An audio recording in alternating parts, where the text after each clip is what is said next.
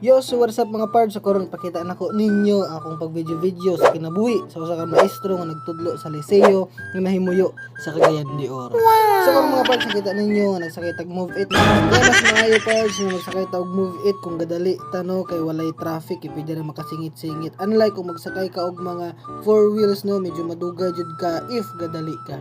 Pero ang nakatsada lang kung masakay kag mga jeep or unsa pa diya nga mga transportation na four wheels is makatipid jud ka. Okay, sa karon mga parts ni agi sa Lourdes, ni agi na punta sa cathedral and nakita na to ang rotonda. So karon mga parts ni abot na ta sa ato ang eskwelahan which is ang Paseo del Rio campus nga diri na party sa Makasandig na ba di? Makasandig na siguro ni. So karon mga parts ni abot na ta sa Paseo del Rio campus ug dili to makalimtan ang ato ang pag timestamp no para ma-send na sa GC karon makibalo ang ato ang mga heads na nag-duty jud ta with oras pa jud ang mga parts. So karon mga parts sa mga dili to ikalimtan ang pag time in kung kita ga panarbaho no. So karon mga parts kita ninyo nga malfunction ang computer sa mas maayo nga ako na lang i-type ang ako ang ID number ug scan ang ako ang fingerprint. Okay?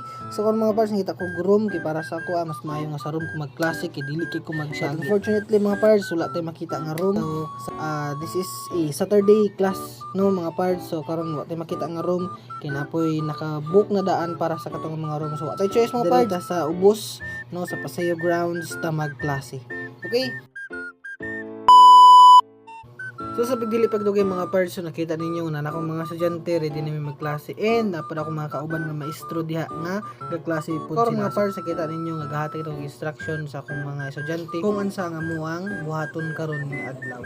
But then again mga parts, before ta magklase anang adlaw, 2 days or 3 days before magklase is nga naka-announce sa jud ka para by the time nga magklase na mo, ready na pud ang ilang mindset, ready na pud ang ilang lawas, and then kay balo na sila kung unsa ang ato ang buhat. Then again mga parts, dili pud sa ingon na mag-announce ta ihatag na to tanan instructions by the time nga magklase na ta didto na pud ta mag additional instructions para mas maliwanagan kung unsa ang ato ang buhaton for that day. So karon mga parts, it is our responsibilities as teachers nga makuha ang loob sa atong mga estudyante para mas mapadali ang pag-deliver of lessons and then mas maka-learn pa jud sila if enjoy ang kay dili sa tanan nga tion mga parts is ipaagi nato sa ato ang pag-inistrikto ug pag-inisog no kay dili pud na siya ingon nga maayo all the time. But then again mga parts, lipod sa ingon nga buutan ra pud kita all the time kay there are a lot of students na dili jud malikayan nga naay ikaingon nga murag dili firm ka as maestro.